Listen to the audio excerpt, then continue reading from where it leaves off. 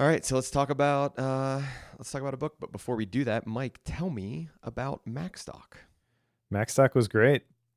Happened as we record this last weekend. I shared with you before we hit record that the timing was tough for me because I overcommitted to stuff basically.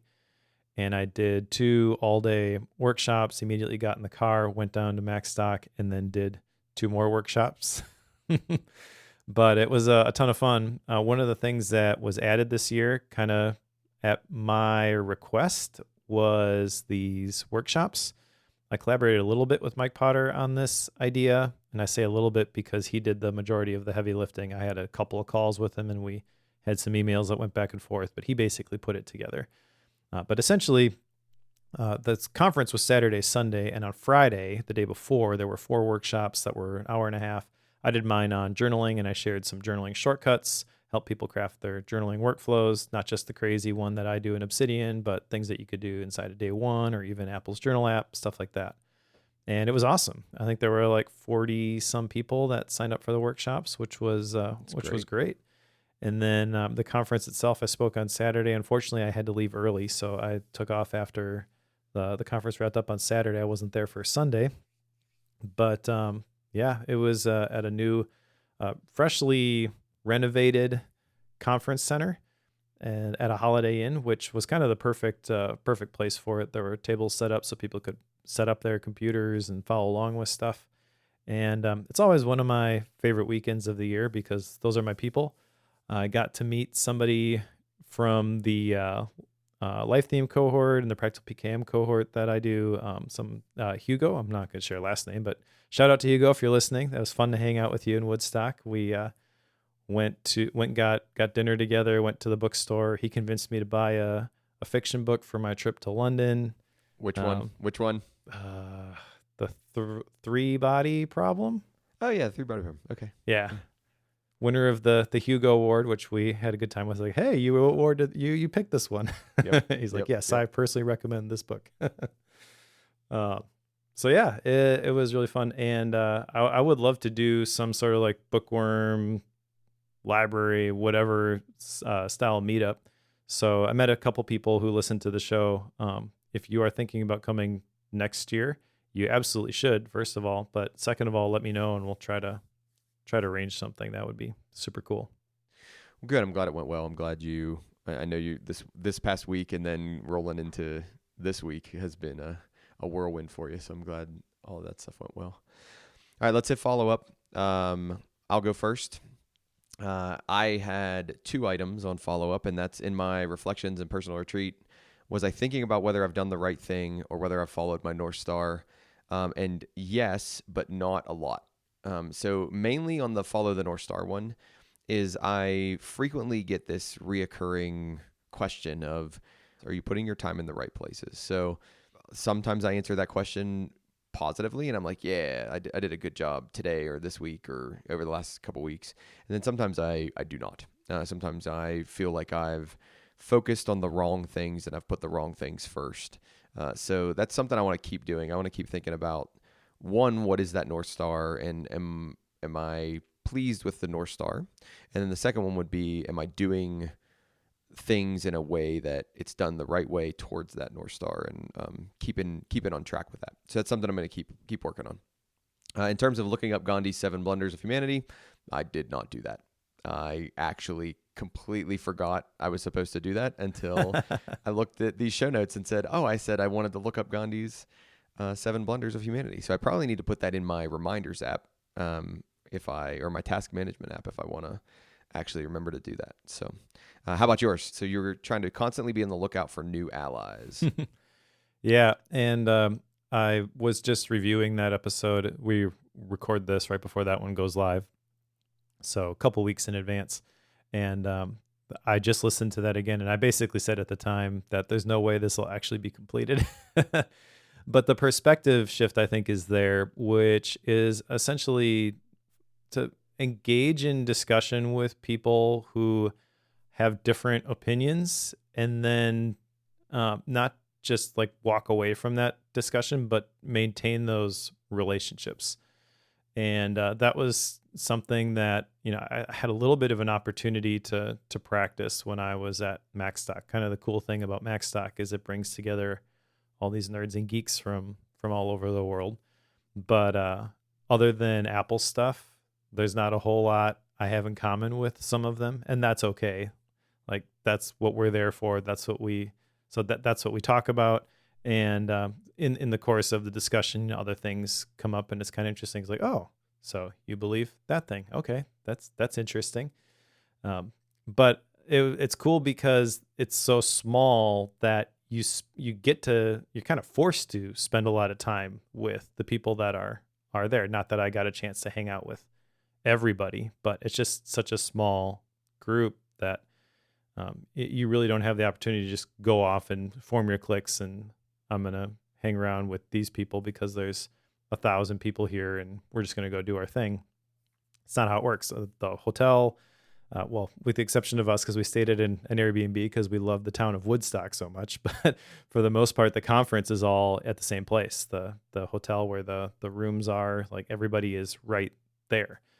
So it was a cool time. Not to rehash that whole follow up again, but yeah. So all that to say, like, I feel like the perspective shift is there, making progress, but I don't think this is ever really going to be done. I just hope that the perspective, I guess, kind of sticks. Good. Let's get into today's book. Today's book is called Uncommon Greatness by Mark Miller. The 5 Fundamentals to Transform Your Leadership. So Mark Miller he was the former vice president of high performance leadership at Chick-fil-A. He runs a website that's dedicated to leadership and leadership consulting. In the very intro part of the book, he talks about the fact that this book came out of 2 former books, and it's kind of the one book to put these couple ideas together. So the first idea would be like, hey, how do we develop leadership skills? And that book he has is called The Secret. And then the other one is how do you develop a heart for leadership? And that one's called The Heart of Leadership. So he said, well, how do we put these two together? And he wrote a book called Uncommon Greatness. I think the structure of the book is pretty straightforward. So you have essentially an introduction. You have 5 different sections, and each of those 5 different sections is a fundamental. So, fundamental 1, 2, 3, 4, and 5, and then you have an epilogue at the very end. It's a pretty, I would say, concise, tight book. Wasn't very difficult to read at all in terms of its structure or in terms of the way it was laid out. Anything you want to hit on, Mike, about the book? Well, I agree with you that it's pretty tight. It's a pretty easy read. I'm interested to see where this conversation goes because, like you said, it's a little bit of a greatest hits type book, combining things from other places, which I am generally not a huge fan of. There's a lot of little things that he mentions in here that he could obviously speak a lot deeper to the points that he's making here. And I'm kind of curious what sort of paths your brain went down as you were reading this. Yeah. Let's see how the conversation unfolds as we talk about the actual book. And then if that question comes back up, ask me that again. Like if I don't address it during it. So let's go ahead and get into the introduction. Introduction is fairly high level in terms of, I guess the way I can summarize it is in his mind, every problem is a leadership problem. He makes the statement, every problem is a leadership problem. So you ask yourself, do you agree with that? That's where I went in the introduction is I was like, well, do I think every problem is a leadership problem? I don't know if I have the answer to that, but it wasn't difficult or it's not difficult for me to think about the fact that a lot of problems do stem back to either I'm leading poorly or someone's leading poorly. And therefore we've lost direction or we've lost the North Star or the way we want to go on this. So he breaks this uncommon greatness and into a couple different ways. So first thing he says, believe leaders, uncommonly great leaders, I guess is the way I'll describe it, believe they can make a difference in the world. They care deeply about personal excellence, and then they're energized by producing tangible results. So these are what uncommonly great leaders do. I thought the very, very first part of the introduction was a little bit cheesy, a little bit like motivational speakery. But that's just, maybe I'm getting too quickly into style and rating. But I had a little bit of like, this is a little bit cheesy for me. So that's the introduction from my perspective. I should love this book on the surface, because this is the type of person that I look up to and I want to learn from. They've had the experiences, they have the connections, they can speak to these things from a place of experience better than I can, and a lot of people that I know in my immediate circles. And right away, I feel like we've gotten off on the wrong foot because of, kind of what you said. Every problem is leadership problem. He's not wrong when he says that, but it also is a polarizing statement that he shares right at the beginning, which even for someone who is fascinated with the topic of leadership felt ostracizing. Like, okay, you're pushing me out instead of drawing me in. And I guess just for like comparison's sake, some of the other books that I've read on the topic of leadership, which I have read a ton of them, but some of the ones that I've enjoyed the most are like John Maxwell, and he kind of humble brags about the relationship that he has with John Maxwell. And you compare this to like a John Maxwell book, like the 21 Laws of Leadership, and it just has a different tone right from the beginning. And it's, I hesitate to talk about this because I'm sure Mark Miller is an incredible person, and some of the things that he shares here, it's like, I would love to meet you in person and pick your brain. Like if I could see you talk about these things, then I feel like they would hit totally different and I would get more value from them. It's almost like he has all of this experience and he just had some trouble translating it into the written word in a way that is engaging to someone who is interested in the topic. Maybe some of that is, like I mentioned, the greatest hits thing, where it's a mashup of some of the different ideas that he shared in other books. I never like it when people do that, by the way, because you're left with a couple of paths whenever you reference something that is in another book.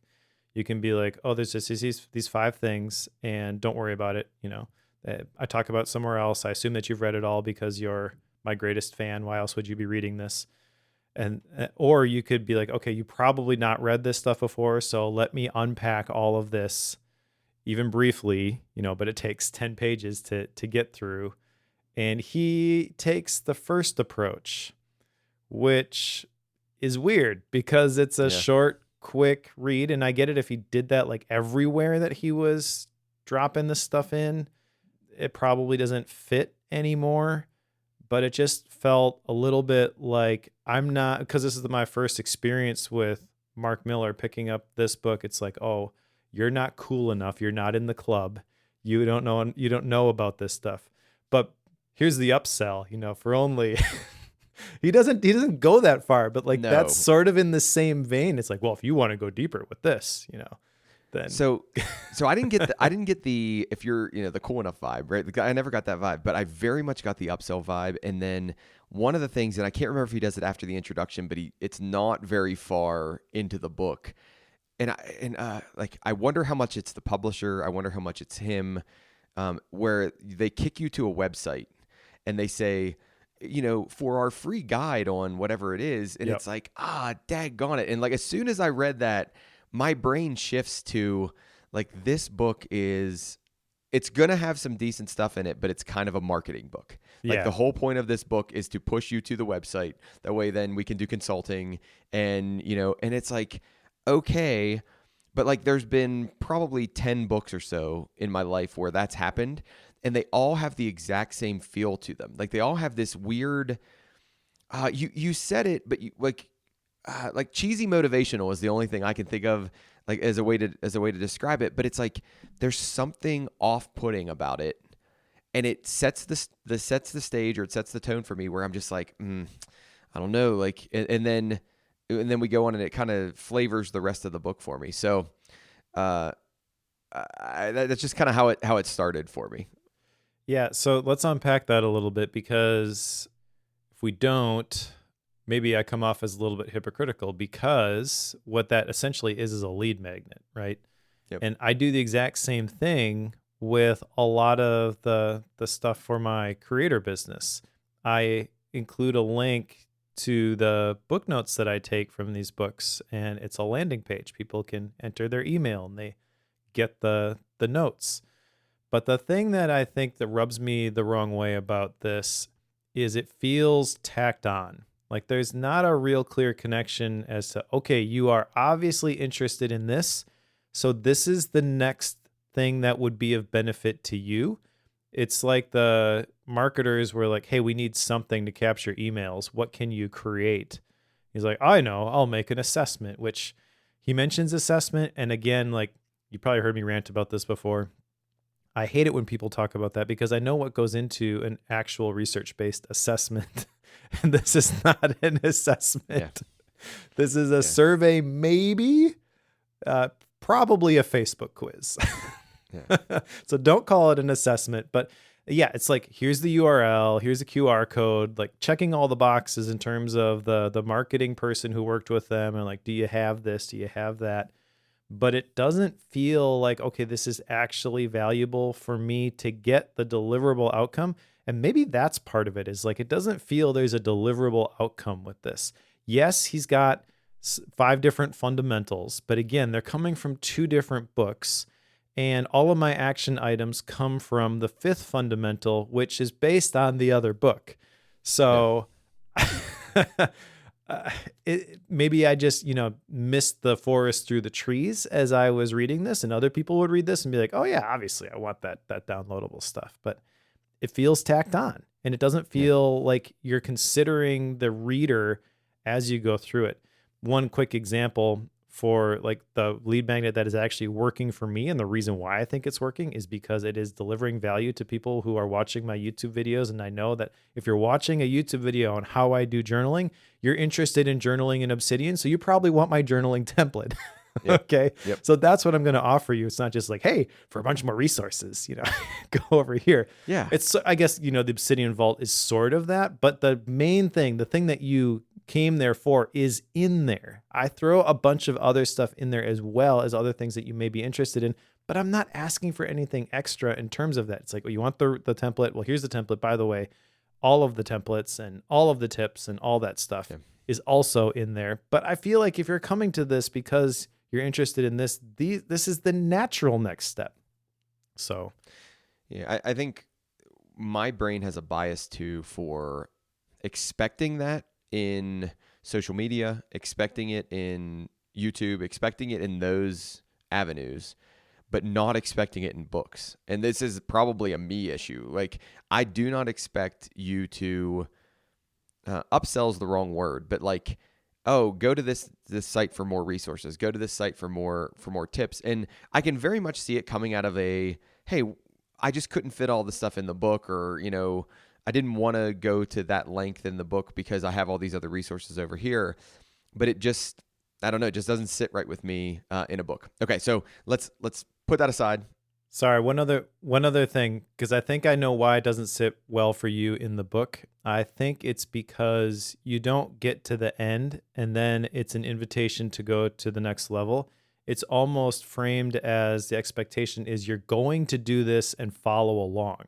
Otherwise, why are you pointing me to this after the first section? And that feels weird. It's like, I bought the book because I want to know what you have to say. Isn't that enough? Now you want my email just for me to understand your arguments and decide if I want to do anything with them. Whereas if it's at the end, it's like, okay, yeah, we're on the same wavelength. I like you. Let's do this. Yeah. That's a good point. It's a real good point.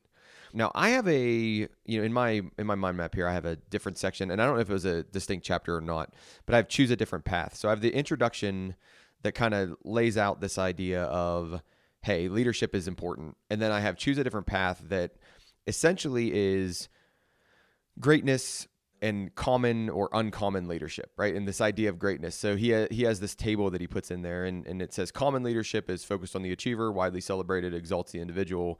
Uncommon is focused on others, often goes unnoticed, elicits excellence from others, and enduring value. And then he gets into the kind of the overview of the fundamentals of uncommon leadership, which this all might be actually in the introduction, and I just separated it out for some reason into two sections. Is it its own? Is it its own like chapter, its own thing? Yeah, so actually, I guess we should talk a little bit about the structure of the book. We can definitely go into this section here, but the table of contents, because I look at that when I create the mind maps. There's and I basically look for like the headers in there for the different sections. So introduction and choose a different path are both on the same level, and then there's like a header for fundamental 1, see the future, fundamental 2, etc. Under each one of the fundamentals, there is essentially a chapter which has material and then another chapter called ideas for action, which I like that approach. Here's a whole bunch of things you may consider doing as a result of this material.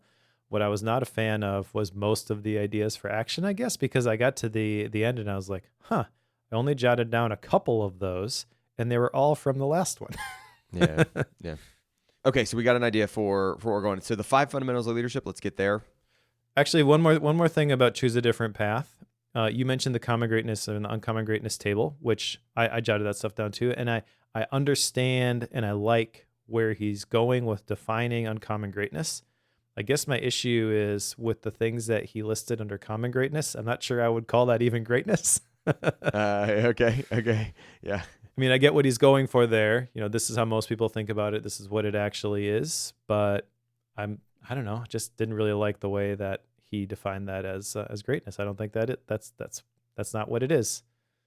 So this irony wouldn't have occurred unless you and I had this conversation. But I have the question, in this section about ask. So I put ask in capital letters, and then I say, how can I add the most value in every situation? And then I think about what we're doing, and it's like, does this book add the most value in every? It's like in every situation, or do I need to be kicked out to what is it, Everyday Leadership or something like that, everydayleader.com. I don't even remember what the URL was. Yep. But okay, so let's get to the 5 fundamentals, which we're then going to unpack in each one. So see the future, engage and develop others, reinvent continuously, value results and relationships, and then embody a leader's heart. Now, Mike, I have a question for you as we talk about these 5 fundamentals of uncommon leadership. Does he say in Choose a Different Path that they represent the acronym SERVE, or does he wait until the very end of the book to do that? Because if he said it in the beginning of the book, I missed that, and I feel like that's not something I would have missed. And then you got to the end, and I was like, "Oh, that's cute, right? Like that's really cute." But I never had it until the very end of the book. So did I miss that, or did he just not? Did he hold it till the end? I mean, if you missed it, I missed it too, because I had the same reaction, and maybe that's what he was going for at the end. But it is a little bit weird. Yeah. Okay. All right. Because just in case people missed it as we were talking about it, see the future, engage, reinvent, value, embody. The first letter of all those spells out the word serve, which at the very end of the book, he's going to talk about the fact that leadership is service, which there's been a bunch of stuff written on the fact that being a servant leader and all of that. Okay. So we'll unpack these as we get to each one of them. So let's start with see the future. So now we're in fundamental 1. Now we're in see the future. We'll do ideas for action separately. So actually, no, let's just do it all. What did you get, Mike, out of see the future? Like, what was your big takeaway in terms of this? Or you obviously said already that you don't have many ideas for action until we get to the last one. So what's your key takeaway from see the future? Yeah, well, essentially, it's talking about the leader needing to have a vision. And he's got some cool stories as he goes through these different sections where this is an example of a leader with vision. He has some specifics as to like reasons why a leader would withhold the vision, but the way that it's packaged underneath Fundamental 1 feels like he had a bunch of listicle blog posts and he tied them together and then maybe asked ChatGPT to smooth it out. Wow.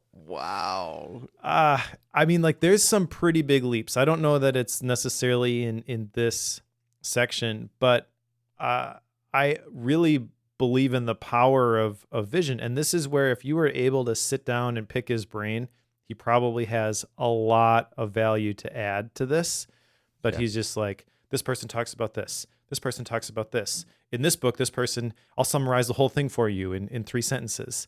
And you're just like, so? Yeah. Yeah. Like I have done a lot of research on the topic of vision myself. And when I say research, I mean, it's a topic that I've been personally interested in. It's kind of the basis for all of the life theme stuff that I do. So I'm not coming to this new, but I also probably don't have as much experience or know as much about it as he does. And I feel like this is very surface level at this point, and it's frustrating. Yeah, I think that is a key takeaway when we get to style and rating. That's a key frustration of mine for the whole book. Is I think the 5 fundamentals are good. Like I'm totally on board with the 5 fundamentals, but I think this is like a leadership 101 book, right? And I did not want it to be a leadership 101 book, and I'm walking away going, okay, that was a good reminder. I don't know if I needed 200 and however many pages to be reminded of those things. It's not even a leadership 101 book because there's all of these different things that he's grabbing from, and he's just laying them all out, and it's completely overwhelming. A good leadership 101 book will say, start here. Here's 3 things. Master these, then we'll come back and we'll do the next thing. And he's just kind of laying it all out, which is why I made the comment about the listicles. Like, I get it. If you're talking about this type of stuff, you want to create these lists. You want to create these acrostics so that people remember these things. But it's a whole bunch of surface level lists. I mean, just the ideas for action. Every single section under ideas for action has at least 3, maybe 4 different key things that he bolds. And then underneath that, there are lists. And I felt like all I was doing as I was taking these notes is making all these lists. Yes. And I get done and I'm like, what am I going to do with this? This book, more than any book that I've read since I joined the podcast, was very much a list that broke out into another list that broke out into another list, but there's not a lot of like meat there. There's not a lot of like heavy idea, which this is why I refer to it as a leadership 101 thing, is if I make just the headers, right? Like, so if I would just take his headers or his bolded words and make this out, it would be a fairly decent, in my mind, oh, okay, well, let's go into see the future ideas for action. So if I'm going to, what could I do to actually see the future? Well, his bulleted items are remember the past, remain grounded, dare to dream. Okay, cool. So remember the past. Like if I have those somewhere outlined, so there's a saying, right? Tell them what you're going to tell them, and then tell me what you just told me, right? And like that's a decent way to like teach a class or whatever it is. Well, he does this in terms of, he doesn't necessarily tell you what he's going to tell you as well, but then he tells you the thing through the bulleted paragraphs. And then at the very end of the chapter, he basically gives you the list. He gives you exactly what you're describing about like the highlighted level, the bulleted list. I mean, I don't know how else to describe it. That's exactly what it is. Where it has, here are the key takeaways. Remember the past, remain grounded, dare to dream, which is where I wanted to go. Okay, that's fine. But like, what do I do? And I think that's where I get frustrated, because it just kicks you out to, if you want more on this, or if you want more. No, I don't want more. I want something. Yes. Okay. So what else do you have on see the future? 1, vision's good. We need to have vision as a leader. We've all been in a situation where we've been under a leader, or at least we assume, I'll assume that everybody's been in a situation where you've been under a leader who has poor vision. They don't know where they're going. They don't know how to direct you and lead you to some place, because they don't have any idea of where that place is. I think my key takeaways were 2 here is, if we don't have a vision or a place that we're trying to go, even if it's wrong, right? Like, so wrong vision can be okay, but like having some place that we're striving for, then we're really hurting the folks that are following us, and we're hurting the organization. So that's 1, right? Like that was one of my major takeaways. The other one was to map out this, strategic listening plan. I thought this was an interesting idea that maybe was new and I hadn't really thought about that before, is as I'm setting that vision, actually go out and listen to people at all levels of the organization, because that's going to help you set the vision in an informed way. And that was probably like my biggest takeaway from like I hadn't heard that one before. That was pretty good in terms of making me think differently.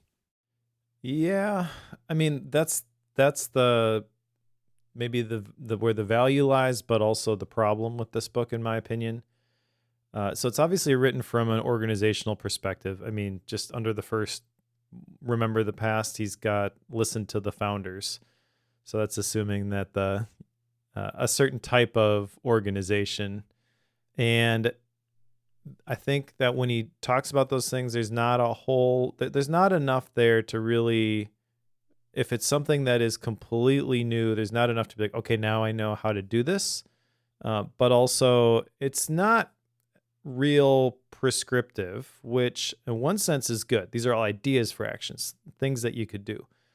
But also, it's also just a bunch of things that you could do. Like, which ones are the most important? You've just given me a whole bunch of things. And my tendency is to, if I'm going to read this as the type of leader that it seems like he's targeting, I'm going to be like, oh yeah, we don't do that. Oh yeah, we don't do that. Oh yeah, we don't do that. And I'm going to walk out of this with like 50 things that I'm going to try to implement as change. And unless I'm the CEO visionary, which sounds, I don't think that's likely, you're going to get frustrated trying to implement this stuff. Speaking as a former second in command, I can tell you, like, the way to affect change in an organization is you're going to pick one thing, you're going to collaborate with people, and you're going to try to cast vision for this and make that thing a little bit better. And this is just sort of like pray and spray at at this point. And I really didn't like it, which is weird because, ideas for action, my whole thing when I read books is I'm not going to adopt the system. I'm going to find one or two things that really stand out to me, and I'm going to implement those. And I did find a couple of those towards the end. But the first several sections here, it kind of feels like this isn't his main message. The Fundamental 5, that's obviously his main message because he wrote a whole nother book on that particular thing. And he condense it down into a section, a chapter or two, which, I mean, I think the quality of writing definitely elevates at that point. Like, not the quality of writing, but the quality of the ideas that he's sharing there, just because like this is something that he's been living for a long time probably. And this feels like, well, I'll check the box. There's the story. There's the point. I guess this all wraps together. Boom, done. On to the next one. All right, let's move on to Fundamental 2 then, if you're good with that. So Fundamental 2 is engage and develop others. So again, same structure: engage and develop others, and then engage and develop others ideas for action. So let's go less about structure and more about what caught you, like what was interesting. What did you take away from this one? Well, I think that the idea of engagement and culture is really powerful. I'm not sure he's really trying to speak directly to organizational culture, but that's what I think of when I think about engagement. And when you're trying to create engagement in an organization, a lot of times that needs certain conditions to be met in order for that to happen. So some of the ideas that he talks about here, it's easier to lead people if you love them, and then the different levels of engagement where you decide who to engage or enlist to join your team, and then what do you do to ensure the talent that you've already invited stays motivated and contributes at a high level. Like, again, kind of good high level stuff here, but I'm not sure that there's a whole lot of actionable takeaways here from the ideas for action. That reading them as bullet points like does not do justice to the things that must be done to create this. Like, he talks about building trust. You need to create psychological safety, right? I worked tirelessly to do that when I was at the day job, and it is so hard. And you can do everything right, and it still just takes time, especially if you're trying to shift a culture where this is the way we used to do things and this is the way we want to do things. It's really, really hard, but it's one bullet in a list. So I don't know, like, but there's probably a whole lot of great conversation to be had about some of the topics, but I'm not sure any of it is based off of what's shared in the book. So I hadn't thought about this until right now, but like this actually would be a good book to go through with another group of leaders, right? So you have 10 leaders sitting around in a room and you're looking at these lists and these ideas for action, and you're doing almost an assessment of like, am I doing these things? And then how well am I doing these things? But then where the real value comes and where the real like meat of everything comes is the discussion we have afterwards. So think about Sure. it. You and I are sitting in a room with eight other key leaders, and I look at this list and one of them's build trust, help people grow, build genuine community, and I think and I go, man, I'm not doing anything to help people grow. And I can then ask the question at the table, is anybody doing anything to help people grow? And somebody's like, oh yeah, this is what we do. We do this and this and this. And I immediately like get ideas for helping people grow. And then I can ask a bunch of other questions. Well, how do you pay for it? And where do you get your resources from? And if I think about this book as an assessment of my leadership activities, where I can do it and do an assessment of my own, and then I can actually ask questions and do follow-up, this book becomes a lot more valuable to me at the high level that it's at, right? Because like it does that overview of of what he's considering, what Miller's considering the key areas, and then I can dig in more for what I actually need, and I can gloss over the areas that we're doing well, or the areas that we feel like we're doing okay with, and that actually becomes, I mean, the book is a lot more valuable if I think about it like that than it does just me reading it and going, I got to help people grow. I got to build community. Possibly. I think you're right that is a potential scenario where you've got like an entrepreneur book club and you're talking about the themes here and everyone is well read on all these topics. So you just use this as like conversational starting points. The thing that is difficult for me to wrap my head around is that this is all conceptual, but it's obviously framed in the context of an organization. And I've been in the room for those types of conversations. That's the thing. There was an organization that I attended the meetings when I was at the day job called, I think it was Entrepreneurs Organization, EO. And basically every quarter they would have a different theme that they would discuss. So one quarter it's cash, one quarter it's people, one quarter it's systems. And they have different guests that come in and they present on these different sections, and here's some principles that you should consider, and here's some resources and tools that you can use to help implement this in your organization. And it's kind of loosely based off of a system by Vern Harnish called Scaling Up, which I actually really like that. So if I were working with a company or organization to shift culture, I would start with one of those business operating system books. Scaling Up is a good one. We worked with a Pinnacle guide for a while. Pinnacle, I think, is actually a really good one too. That actually combines a bunch of different elements from a bunch of different systems, but it's framed as like, here's a tool that can help you do this. Here's a tool that can help you do that. Pick the tools that you want, solve the problems that you're facing.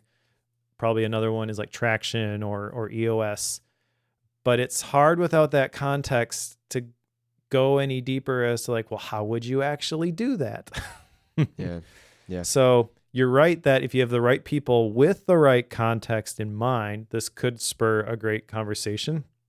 But I guess the hard part is this is not talking about the business operating system specifically. There is no system actually that he's proposing as a way to do all of this stuff. And it's just kind of like, oh, hey, remember this? Yeah. No, I agree. I think that's exactly what he's doing. It's a remember this, and have you thought about this? And, this is what separates what I consider a common leader versus an uncommon leader apart from each other. Yeah. And I guess, the issue that I have, just so people understand why I'm being so harsh on this one, I guess, is that I have thought about this. I have tackled a lot of these issues. And so when I hear him talk about it, I'm like, well, that's not good enough. Yeah. So let's take let's find a positive in each one of these. Okay. So I'll start first on this one. I think the positive in fundamental 2 for me was build genuine community. That I think that, a lot of bad leadership can get softened if you have a really strong community where, and the ideas that he, the list within the list that he unpacks here would be set the strategy, value diversity, know others deeply, and celebrate often. I think that if you're actually in community with people, then a bad leader, everything they do is softened. So I think that's my key takeaway out of this one is if I'm a leader and I've developed a really good community underneath me or at my organization to where they actually like each other, they're authentic with each other, and they enjoy coming into work every day, I can screw up and it'll be okay, right? Like everything will soften. So I don't know if that's the way I should look at it, but that's kind of the way I think about it. There's a bunch of positives on the other side of that, right? They work better in teams and they do projects better. But that was a bigger takeaway for me for this one. What did you have? Okay, I'm going to spin your action item a little bit here, if that's okay. So I'm going to take one of these ideas for action, and if he's got something that I think is worth calling out, I will share that. But if not, I'm going to add my own version of what he's talking about here. Okay. All right, so under Build Trust, he's talking about creating safety. And I think one of the best things that you can do to do that is to revamp your meeting structure. And this is kind of along the lines of get a good facilitator, which is one of the things that he calls out here. But I'm going to give people something specific. When you are looking at your meetings, I think the biggest thing that makes a difference tomorrow is to start and end the meeting with a positive focus. So what you are doing at this point is you are calling out the things, praising the things that people have done that exemplify values in your organization or places where they've gone above and beyond. That's at the beginning. You're recognizing the wins and you're reinforcing the type of behaviors that you want to see in the organization that are in accordance with your values. And then the last thing is every single meeting to express gratitude to a single person. If you've got a meeting with 5 people and you're the team leader, it can be tempting to be like, thank you to this person for this, thank you to that person for this. But everyone express briefly one person that they are grateful for, something that they did specifically as it pertains to the things that they were talking about in the meeting. And I implemented that when I was at the day job. We do it as part of our family meeting. Rachel and I, we have our date nights, part of my discipleship group. This completely changes the atmosphere in the organization. You can be in the meeting and you can be fighting about, well, this is what I think should happen. This is what I think should happen. But then when you express gratitude to people for something, like all of those negative, unresolved negative feelings are they're stripped of their power. Essentially, it's disarming. It's like, well, I know this person really cares about me as a person and what I'm doing. And if you're saying, well, yeah, people can fake it, yeah, they can. But if you do it consistently enough, this will definitely build trust in the organization. Yeah. All right. The next one is fundamental 3. This is reinvent continuously. So my takeaway on this one, he does an interesting kind of deep dive into Mr. Beast. He seems like he has a lot of respect for the way Mr. Beast reinvents. And he again, list within a list, but he has Mr. Beast tips. Learn from others, more ideas is better ideas, capture your ideas. Every video is an opportunity to improve, involve others, and be patient. This one really, I get the idea on this one that you have to think about reinventing and you have to think about escaping the norm and, when is the time for change? Well, it's always a time for change. So you have to be thinking about it. And he gives examples of people who kind of did this well and didn't do this well. Lists of questions to help you reinvent yourself. I don't think I got a lot out of this section, out of fundamental 3, that it was like, okay, reinvent yourself. Yeah, but not always. Like I don't always want to reinvent myself. Like there are certain things, I've heard it referred to as the performance engine. There are certain things we do in our organization where we don't want to reinvent that. Why? Because it brings in X amount of revenue every month and we need that revenue or else none of the other stuff happens. Now, I think if you are only banking on that and then you lose the contract, okay, you should have been thinking about reinventing continuously. So it's a both and. I get where he's coming from here, but this is probably the one where I was kind of like, yeah, okay, I understand what you're going for, but I don't think I agree with this one quite as much as you're emphasizing it. Yeah. So, couple things here. The domains that you should constantly be looking to reinvent: self, systems, and structure. I like that, and I think really, if I were to condense it, there's really just two: self and systems. The structure, he says, should enable, not inhibit, the accomplishment of the task at hand.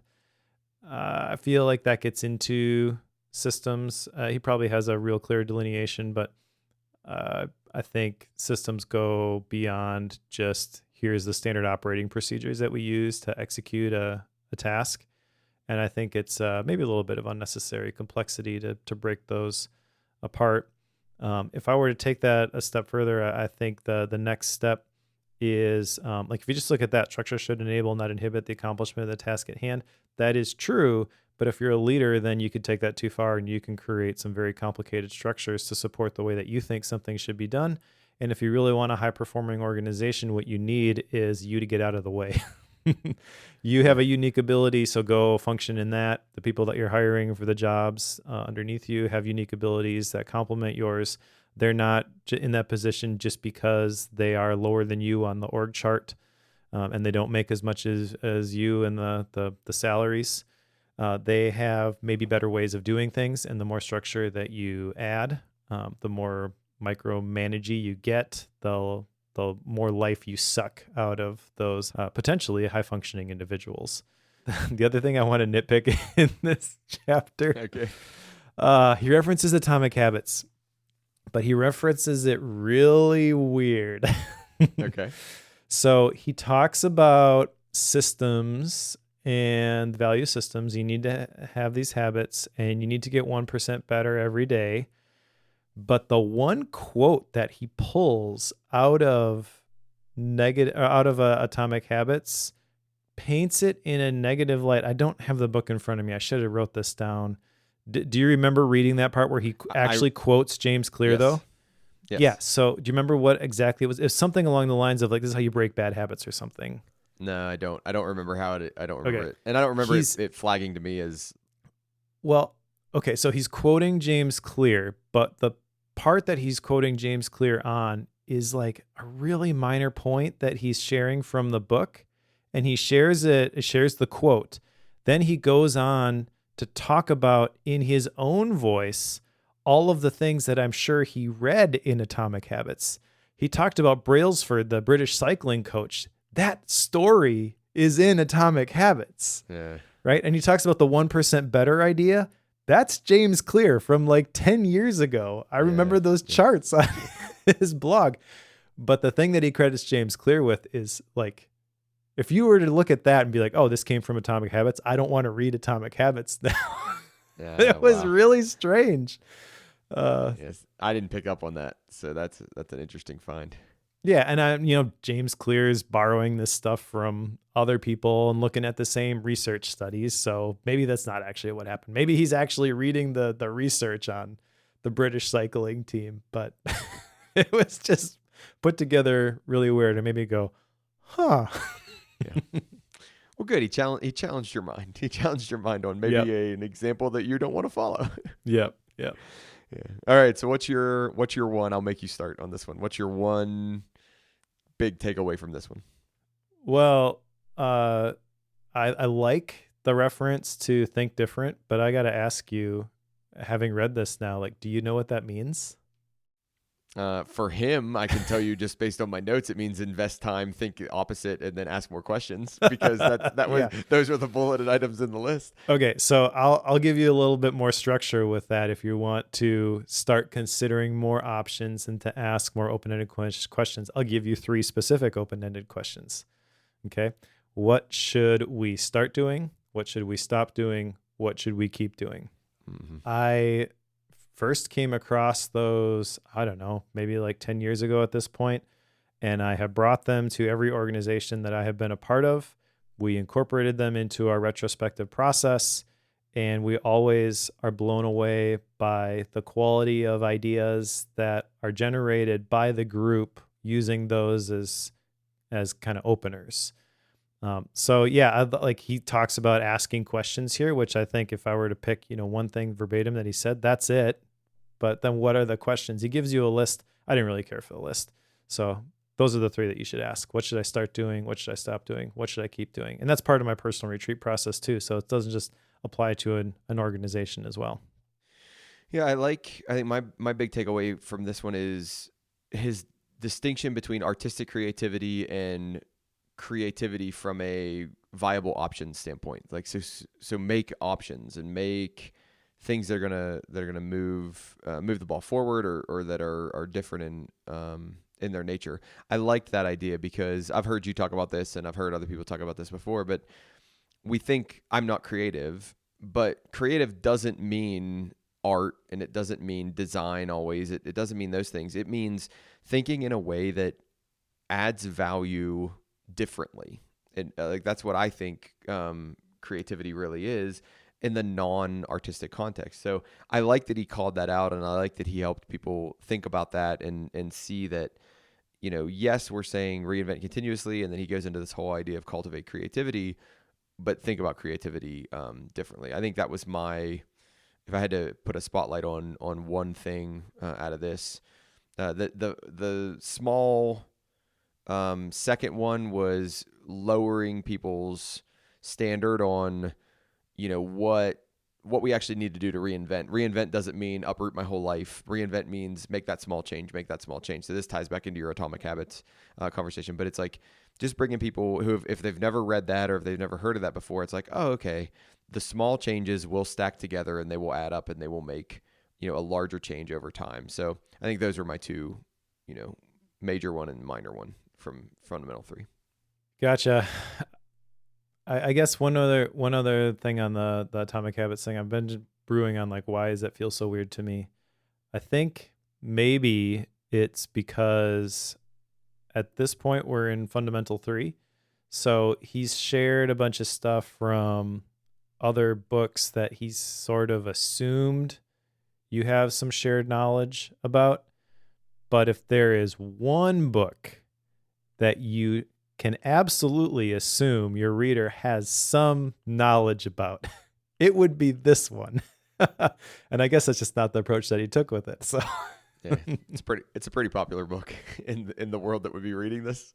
It's pretty popular. Yeah, I forget the statistics, but it has been at the top of the New York Times bestselling list longer than any other nonfiction book. And I don't know if that's ever or just in recent history, but it's like 4 or 5 years in a row. And it's like completely unheard of for a self-development book. So yeah, definitely a big deal. All right, fundamental 4 is value results and relationships. So he focuses a lot on the and in this one, makes references to the idea of you're going to do something and this other thing. So a lot of leaders he calls out just focus on the results. So they neglect the relationships, and you can't do that. You actually have to focus on both of those. Refers to Coach Wooden at a UCLA and why people looked up to him and why he was so successful because it was his style of both results and relationships. Breaks it down into this idea of setting the example, coach for success, demonstrate care that you want to do these things. This style is very wash, rinse, repeat. So fundamental 1, fundamental 2, fundamental 3, fundamental 4. You're getting the exact same structure to the book. So you kind of knew what you were getting into. He's going to have a couple examples here. I think, I'll start off quickly and just give you my key takeaway is I think it's really this idea of feedback. He talks about what kind of feedback should you give. We should give honest feedback. You should give thorough. He says completely, but give thorough feedback, give it timely, and give it in an actionable way. And I think this is just a key skill for hitting both results and relationships. That if you're able to give feedback honest, fully, timely, and actionably, then you can get better results, and you also keep the relationship strong between the people that you're giving that feedback to. So I think that was my key takeaway out of Fundamental 4. I actually like this section, the Coach for Success section specifically. I feel like there's some good stuff in there, but I think he ripped that out of another book that he referenced. I forgot to jot down which one that was. But like the provide situational coaching, I feel like there's some good stuff to dig deeper in there, where essentially if someone has no experience but they're an enthusiastic beginner, you offer a directive. If someone has experience but lacks a critical skill, then you're offering coaching. If someone has experience or skills but not confidence, then you are supportive. And then if they have both competence and confidence, you are delegating that to someone else. Kind of reminds me of I've heard different formats for this, where like if in delegating, I do it, you watch me do it, I watch you do it, then you do it. That's kind of how it mapped in my brain. So I'd kind of like to dig a little bit deeper with that. I do think that the results and relationships, the real power there, you hit on this, is just substituting the word and. So maybe the real value of this just comes from considering the title of the section. Yeah. Like the John Wooden stuff is interesting. I'd heard some of that, but not all of it. He kind of zeroes in on the Bill Walton thing and how he would call him like every single day just to see how he was doing. And he uses that kind of as like a metaphor for like, wouldn't it be great if people cared that much about you that they were calling you 30 years after, you had contact with them. And that idea kind of challenged me. What can I do to invest in the teams that I'm a part of to build those relationships? But I don't have anything specific from that. I mean, the different ideas for action, demonstrate care, and set the example in addition to coach for success, obviously. I feel like, again, you can go a lot deeper with some of this stuff. I guess if I were to pick one that kind of just stood out to me, it is set the example, because two of the things that he mentions under there are know the values and share the values. And because I was part of a project where we were shifting cultural values at a organization of about 20 people, I can tell you that this is difficult. And again, you can't overstate the importance of this stuff. So could go a lot deeper than this. But just to kind of like hit on these and give some practical examples, maybe know the values. One of the ways that we try to do this is we would have this thing built into Slack, the communication tool, where if you saw somebody exhibiting a value, you could give them some points associated with a value, nice. And it was tied to a custom hashtag. And then the person with the most number of points at the end of the month got a Amazon gift card or something. So you have to constantly be talking about these values, constantly driving them home. And really, as a leader, you haven't communicated your values until you see your team starting to express them out of their own mouth, unprompted, in front of you. So know the values, share the values, hit on them every single time. It's why we've got our family core values printed out and hang on our living room wall so that they are always visible.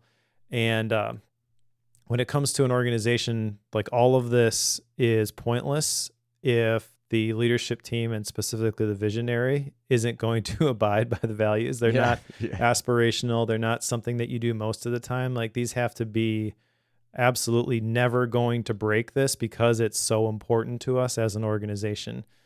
And if you've got leadership that is saying one thing and doing another thing, then obviously you're not gonna be able to gain any traction with this stuff.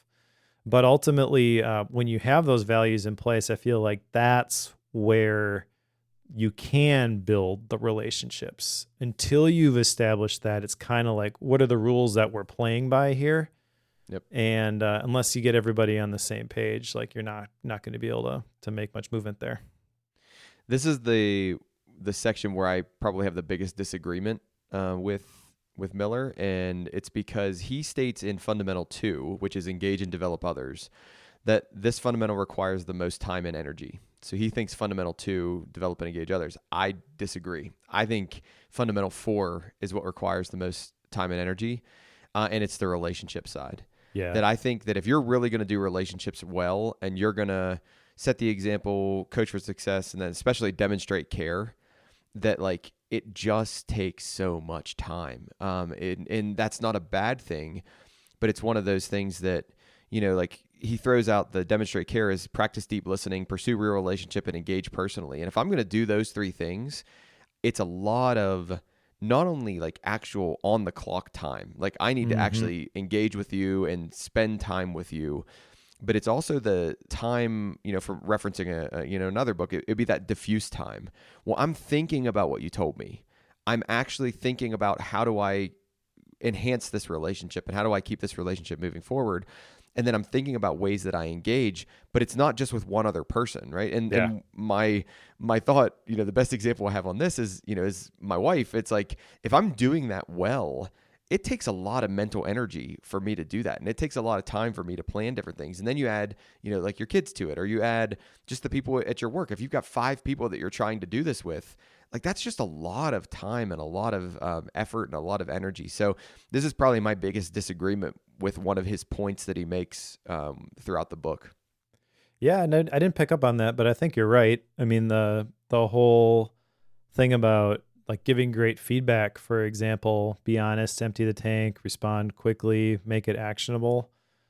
That's a nice list, but that's essentially radical candor, which was what, 350 pages? Yeah, exactly. Yeah. So you're right. This is definitely the hardest part.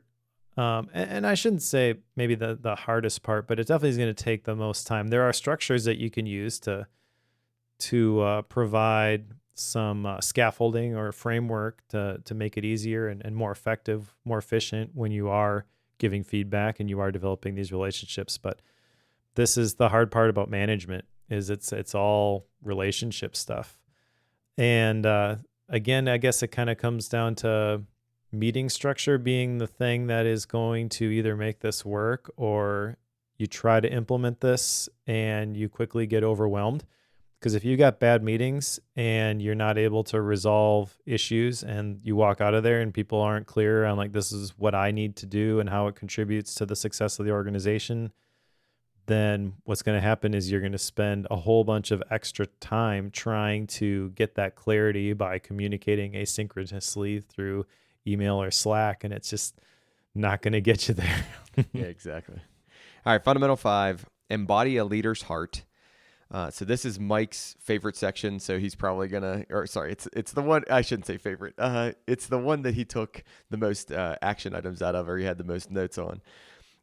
He talks about the idea of the leadership iceberg, and there are skills which represent the top of the iceberg, which is only about 10% of the iceberg, and then there's heart, which it represents the bottom part, where 90% exists. I agree with the premise.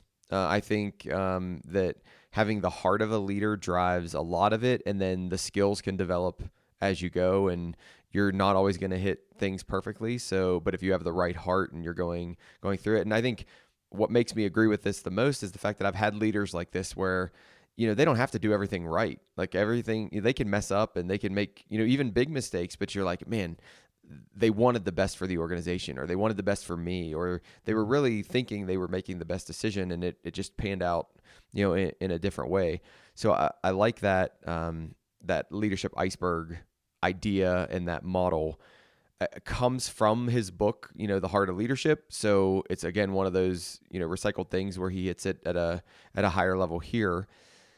I also like the idea in this section about putting others first. This is something that's been on my mind and on my heart for a lot lately, I would say in the last 3 to 5 years, where we live in a culture that's so self-focused. How can we intentionally turn that and think about others first, and think about how do we serve these other people first, and how do we help the other people grow first? And really my role as a leader is to what is it? The rising tide lifts all boats, right? So if we can help everybody get better and help everybody grow and help everybody do good work, then we're all going to grow, and we're all going to, move this thing forward in the way we want to. So I think those are my 2 big takeaways from Embody a Leader's Heart, which is fundamental 5. Yeah. So my takeaways specifically from Accept Responsibility, Find someone to praise weekly, and then under respond with courage, find something hard to do. But I want to back up just a bit though, and the whole like leader's heart. There's another acronym here, the heart of leadership. So hunger for wisdom, expect the best, accept responsibility, respond with courage, and think others first. Which, man, he really loves his acronyms. When I see acronyms like this, I tend to try to shorten them to make them more memorable. So hunger for wisdom becomes hunger, expect the best becomes expect, accept, respond, right? And then that helps me remember, oh, heart, that's what this stands for. Because I like the visual where he's going with the heart of leadership, but think others first. Think like that one doesn't connect for me. Yeah.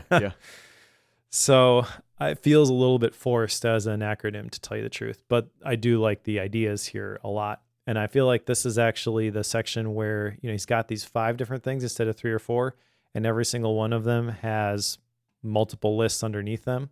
So like think others first, listen to understand, lead with empathy. There's actually 3 points I've jotted down under each one of those. So that's why I said at the beginning that I feel like this is the one where he's got the most meat on the bone, and it's been condensed down into this section. But because he went through the distilling process of writing the book ahead of time, he was able to condense that down into these sections. Feels like he's starting from a different place of knowledge with this fundamental than with the other fundamentals. And I feel like that makes this one read differently. It creates a lot more trust right from the beginning in this section. I feel like, I can relate to him, and I don't know, not that I was looking side eye through the other 4 fundamentals, but sorta, I guess. By the time I got to this point, I realized the difference in the perspective here.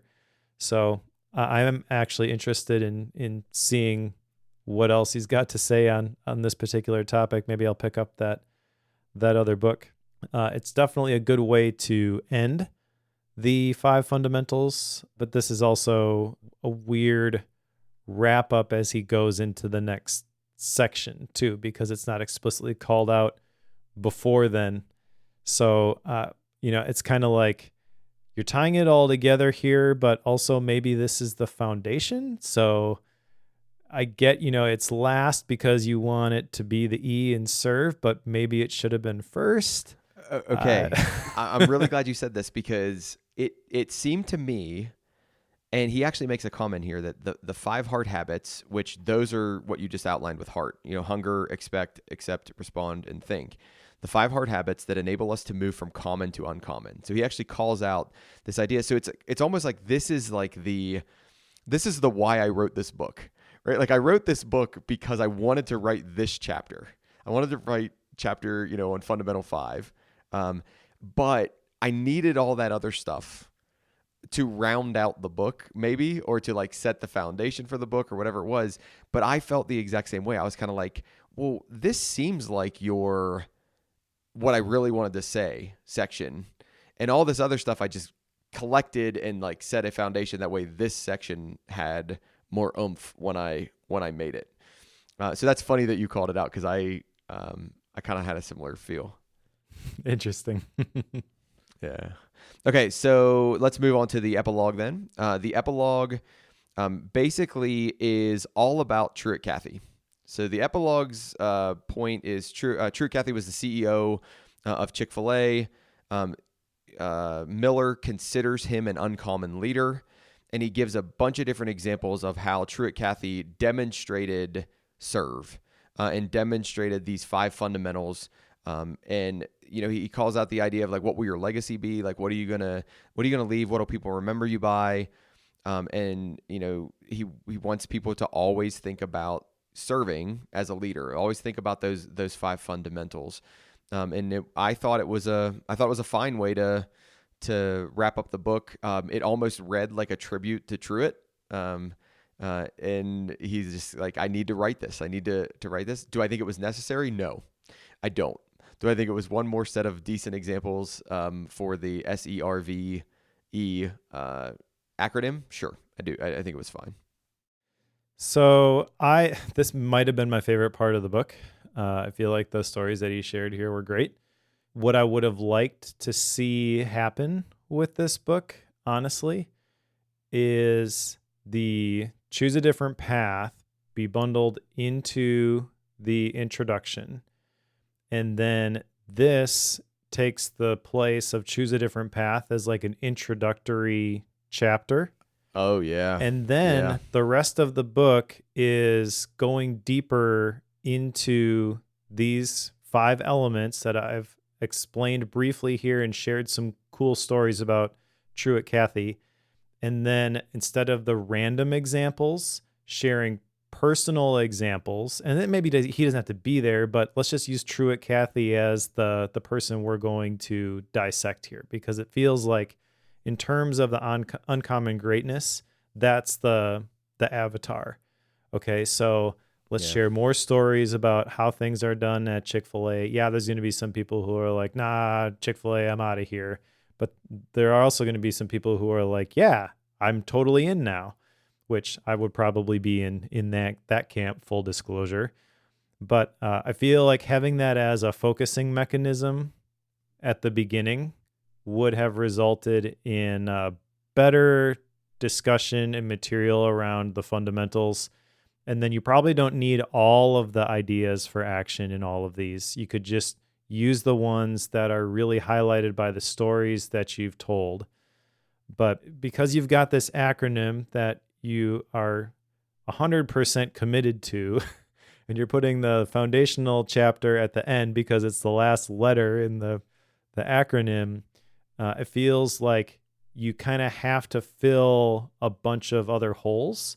Whereas if you introduce it this way, I feel like you maybe don't have that pressure. Like, this is the context of the book, so I will just speak to the things that align with this. And I feel like that might have been a better book.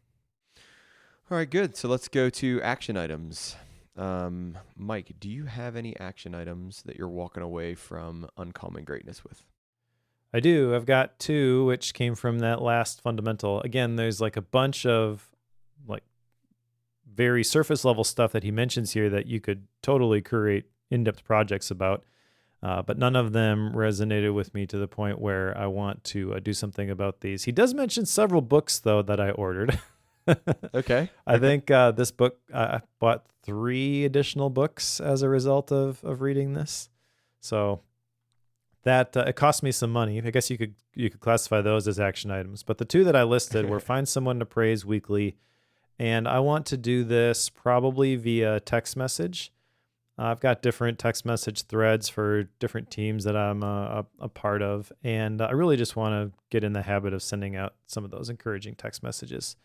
And then the other thing, find something hard to do. This was something that we did as a family a while back when I read Grit by Angela Duckworth. We actually had something on our fridge for a while that was like, this is what this person is doing that's hard. And I've gotten away from that. My hard thing at the time was learning Spanish because I'd just gotten back from a mission trip to Costa Rica and couldn't speak a word of Spanish. But having done Duolingo now for something like 1,600 days in a row, it's probably time to find something new that fits that description. Yep. All right, so I had 2 as well. First one was I want to map out a strategic listening plan. In the context of the fall semester, how do I listen to students, the other faculty, admissions? How do I listen to the folks around me to help lead the engineering program better? So it's very contextual. It's very specific. I won't make any steps on this one for next episode, but at the same time, like, I do want to map out that strategic listening plan because I think that's important. The second one is in my journaling and in my like daily reflection. I want to think about, how did I serve others? So how did I put others first? How did I serve others? And I want to be able to actually write something down of, this specific individual was served today, or this specific individual was put first. And hopefully that's more than one person. But those are my 2 action items walking away from our book. All right, so let's get to style and rating. I am This is my book, so I'll do style and rating first. We've talked a good bit about, kind of our thoughts and feelings on this book and the way it was. From a style standpoint, didn't really bother me that bad in terms of the structure. I like Mike's idea a lot in terms of that epilogue could have gone into the front, and then we could have built more of the narrative around the points, the key points, based off of that epilogue. I actually like that a lot. But overall, the style didn't bother me. I kind of knew what we were getting into, and it was fundamental action, fundamental action, fundamental action, and it flowed really well. Very easy read. Didn't think that there was anything overly confusing or written in a way that was not, I don't know, written in a way that could have been done extraordinarily better. I wish we would have gone deeper on certain things instead of what I feel like was pulling the ripcord at the end of each chapter that said, go to this other resource. That's going to hurt the rating on this book fairly significantly. I do think this book is much more of an assessment of your current leadership and your current leadership style that could then be used to focus in on specific areas, but you're going to need to tie into other more in-depth resources to focus on those areas to actually make progress or to do those things. I still consider this book like a leadership 101 kind of a book without, as Mike said, without the, what do I do about it? When I realize that there's this hole, what do I do about it? So all of that being said, my rating on this book is going to be 3 stars. All right. Well, let me respond to the Leadership 101 comment that you shared there, because when I hear 101, I think about some of the college classes that I've taken, and you have more experience with this than I do, so you can correct this if I'm wrong. But with a 101 class, I feel like that's followed up with a 201 or a 301, so it's fundamental principles, and then we're going to build on this. The impression I get with this book is this is more like a survey of whatever, or overview of whatever, which I remember some of those survey classes. Like I took a survey of religion or something, like intro to world religions. And it was just, okay, so this is what this one says. This is what this one says. And obviously with something like religion, you can go way deeper than what was shared in that class, but sort of like a sampler. I stand corrected. You win. You're absolutely right. It's much more like a survey. It's much more like a seminar or a survey class. And just for fun, mine was appreciation of jazz. So we listened to a lot of jazz music, or appreciation of music or something like that. I remember there being a lot of jazz in there, though. Cool. Yeah. So I have actually nothing against that approach.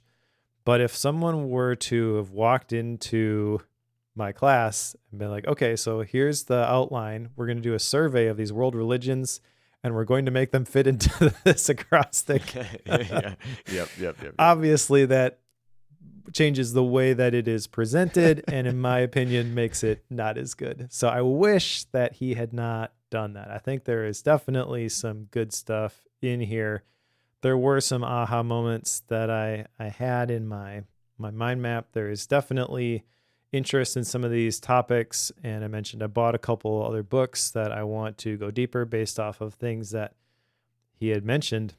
I just think that in terms of leadership books, because that's a topic that I love. I mean, when I saw that this was the one you wanted to read, I got real excited. And then when I got into this, I got kind of sad. And again, I think if I were to work with Mark Miller one-on-one, like he's probably, if he does any sort of coaching, like the fact that I didn't really like this book is not a detriment at all. Like he would be on the short list of people that, you've done this before and I want to know what you know. I just think from a bookworm perspective that there are a lot of other better leadership books than this one. If you're interested in the topic of leadership generally, I kind of already mentioned this one. I think John Maxwell, The 21 Irrefutable Laws of Leadership, that's probably the place to start. If you're looking for business application of values and how do you implement some of this stuff, a lot of the Patrick Lencioni fables are really good. Five Dysfunctions of a Team is one of my favorites. Yeah, there's a lot of other ones I think I would pick up before I picked up this one, but I am interested in his other book. So I don't know if I'm going to pick that one up yet or not. I've got a bunch of other things to read prior, so we'll see. I'm going to meet you at 3.0 because I think there is some good stuff here, but I don't think you're going to get it from reading this book. This may open up some loops, and you are going to take that and you're going to dig deeper.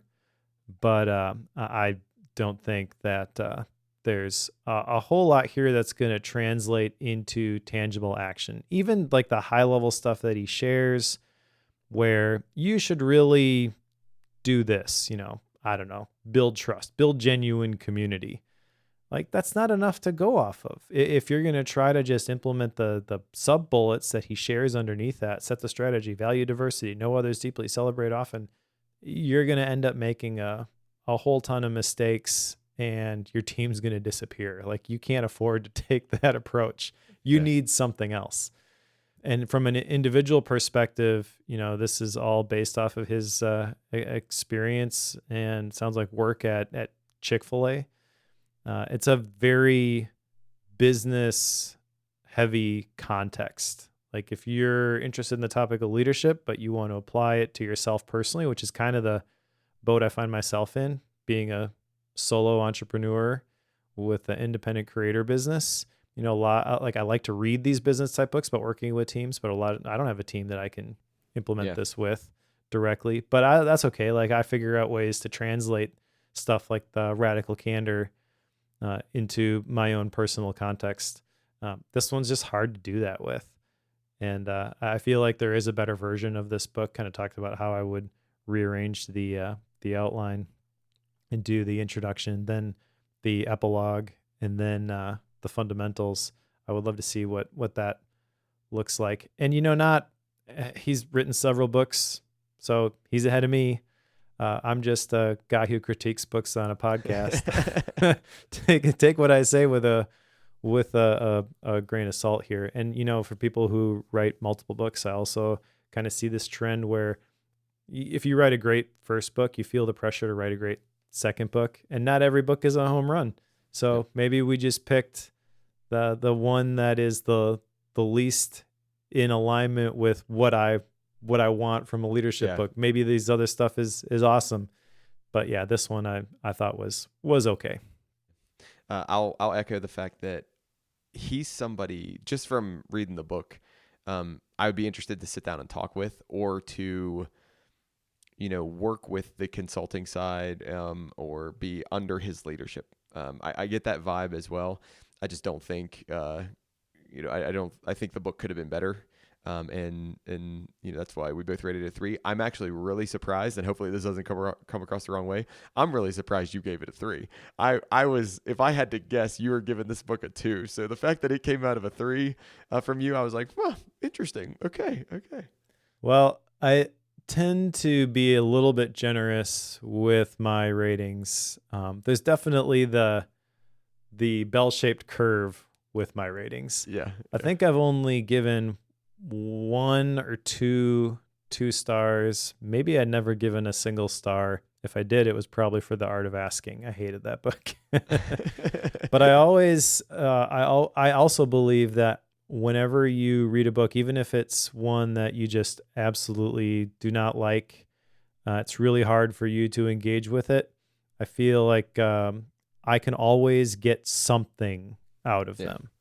So the fact that I got a couple positive action items, that probably skews me a little bit higher than the general discussion. I should also add, though, that that's bad advice for most people. If you don't have a podcast where you have to talk about these books every 2 weeks, you have our permission to stop reading a bad book. Just put it down, right? Do something better with your time. Yes, I agree completely. Yep. All right, so let's put Uncommon Greatness. Is that the right name? My gosh, did I just forget the name of the book? Yes, that is the name. All right, so let's put Uncommon Greatness on the shelf. Mike, tell us what the book is for next time. The next book is Hidden Genius by Polina Marinova Pompliano. I think I said that name correctly. I apologize if I did not. And this was someone that I came across her podcast episode on Good Work by Barrett Brooks, who is a former second in command at ConvertKit. Really enjoyed that podcast episode. This book has a blurb by James Clear on the cover, which significantly increases its stock in my eyes, and is a little bit outside of the normal books that I see popping up all the time in the circles that I run in. But still, it speaks to the perspective and mindset of successful people. So I think it's very much in line with the themes of Bookworm, but wasn't one that I had been on my radar prior to listening to the episode. So once I listened to that, I was like, oh, this might be a fresh take maybe on some of the stuff that we talk about a lot. That's my hope anyways. Then the book after that will be The Ritual Effect by Michael Norton. Learned about this book. It's fairly new. I like the idea of, I don't know, thinking about things in terms of rituals or habits, or, less about doing a single thing, but making it part of your system, making it part of your routine.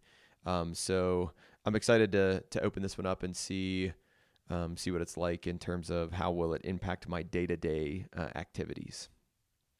Mike, do you have any gap books for this period of time? Well, the fiction book that I mentioned earlier, I will be leaving for London shortly. I'm going to the Relay 10th anniversary show, and I am bringing the Three-Body Problem. Is that the title? I always mix it up. Problem. Yep. Okay. Yeah, so I'm going to bring that one with and read it. Other than that, I do not have a gap book. How about you? Okay. So I am still working on Every Good Endeavor. It's the book that just won't go away, right? Like, it's because I read it so slowly because I'm taking like more detailed notes than I would normally on it. So Every Good Endeavor is definitely there. But then I am re-upping my project management professional certification. So there's some professional development stuff I'm doing there. So that'll prevent me from doing any other gap reading. All my learning education time goes into thinking about artificial intelligence and LLMs and how that impacts project management. Nice. All right. Well, thank you all for joining us. If you're interested in us talking about board games, the Pro Show this week was learning a lot about Mike's board games and how many he has and where he stores them and those things. He also gave us some good recommendations on some board games to start, especially if you have younger kids like I do. So that was a lot of fun. If you're interested in becoming a pro member, you get the bootleg version of the show the next day. Then the Pro Show comes out a little bit early, followed by and it's an ad-free show with that extra content added in there.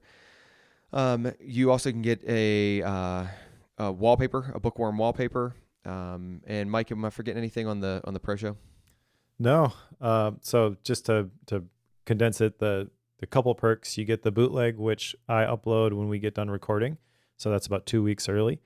And then the Pro Show has the extended version, extended section at the beginning where we talked about the board games today, and no ads if there are ads in the episode.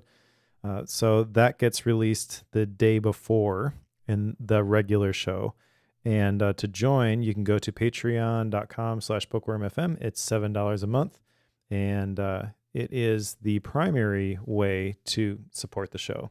So if you enjoy Bookworm, get value out of it, and want to support the ongoing development, I don't know, the podcast, that is the way to do it. And we really do appreciate everyone who is willing to throw some money our way.